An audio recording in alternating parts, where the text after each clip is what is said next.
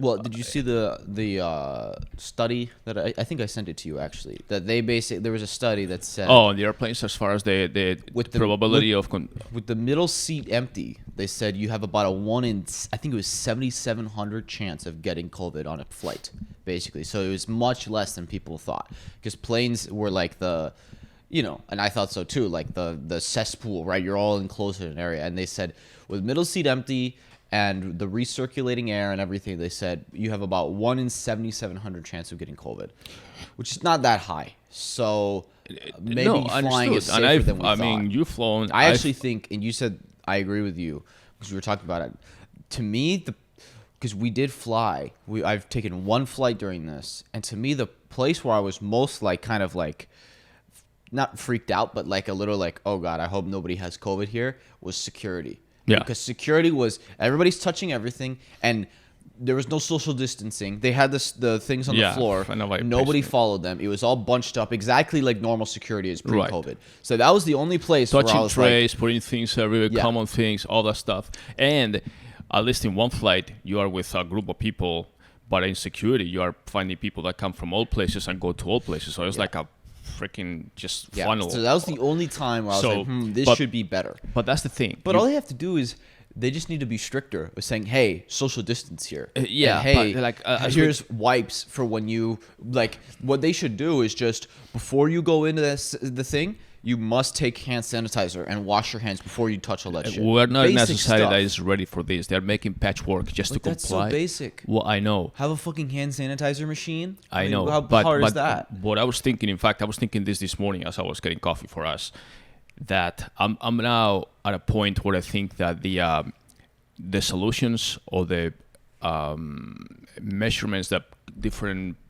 companies and sanctioning bodies or organizations or whatever are taking to the pandemic are directly related to the chances of them being sued by somebody else. Yeah. And I think litigation, which is the favorite sport in this country, is unknown. There's no league, but there's a lot of litigation going on all the time.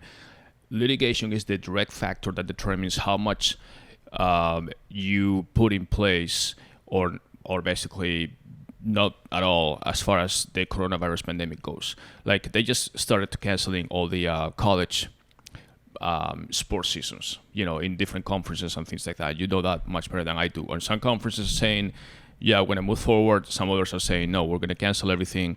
And football season is supposedly going on. Basketball has been going on with no problems. We are all traveling in a tube, go to a restaurant, social distance, whatever. The restaurant. Well, the problem for the college football thing was, a lot of the money they make is from ticket sales. They're not going to be able to have any ticket sales. So for non-big schools, like the big schools have TV money, but the non-big schools don't get that TV money. So they make all their money from tickets. What happened to just having a league and sports for the sports sake? Yeah, well, that's not okay. The NCAA. Well, that's the thing. That's what I'm saying. It's a money-driven thing. What the school doesn't want is to have, college athletes, student athletes playing a game, and then one student athlete all of a sudden tests positive, and then they decide to sue the school, say, "Oh, you put me there, you put me to play." And the key difference is these are not professional athletes. Exactly. They're not being paid. Right. They are amateur athletes. Exactly. So and it's a different thing. Like that, you can multiply it to many other places. And all restaurants, people focus on football, but really the NCAA is all sports.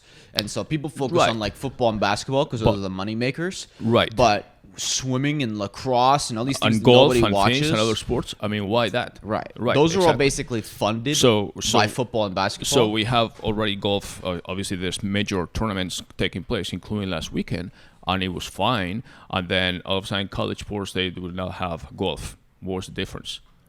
One is professional, the other is not. Like I said. Well, yeah, but one, the people know the risk and they're paid to be there. The other, they're not paid anything. They know the risk too, or they're not paid anything. But you look at you talk to the student athletes, most of them would probably want to play, but the colleges say, we don't want that risk. Why? Because if we get sued or something, the damage is worse than them playing. So there's a lot of fear factor there from litigation right now, as far as, and that's one of the things that, even when it came to discussing employees going back to work, that's one of the things that the President Trump was talking about.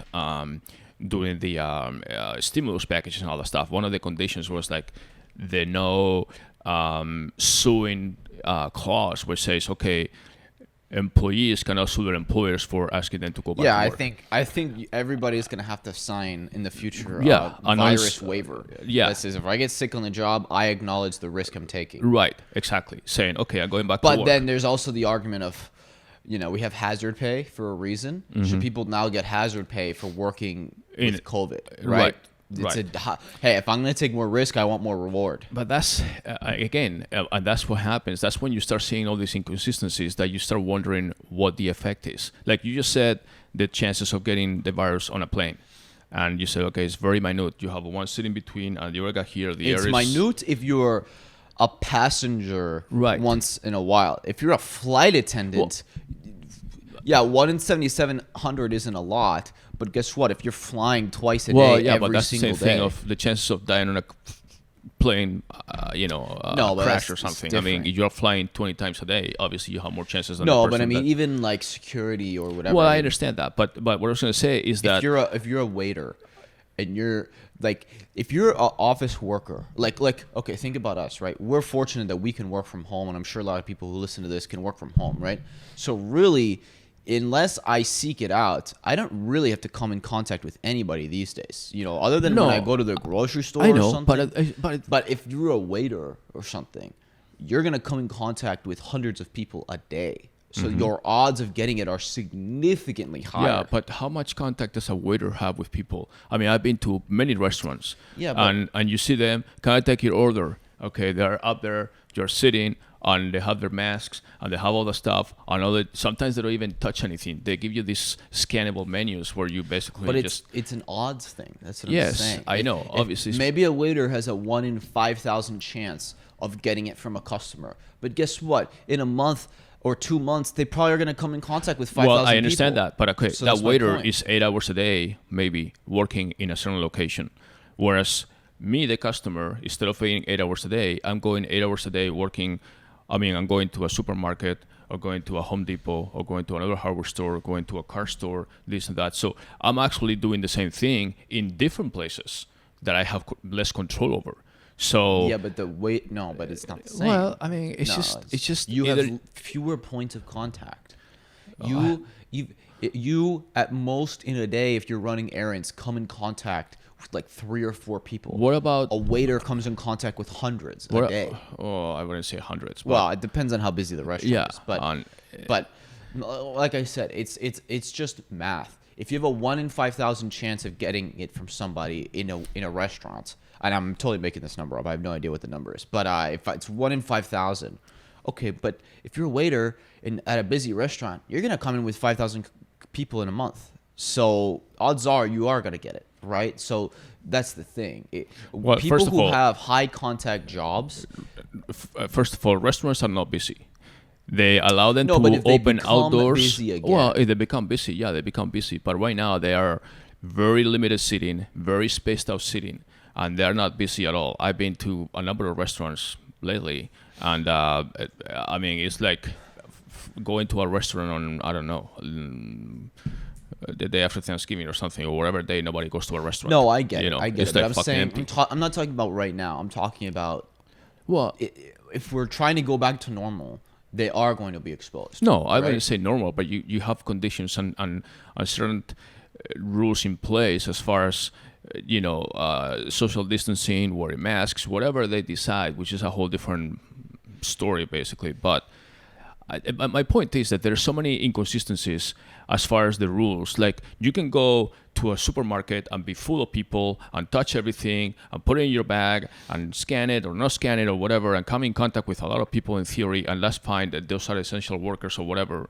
But then you can't go to the beach.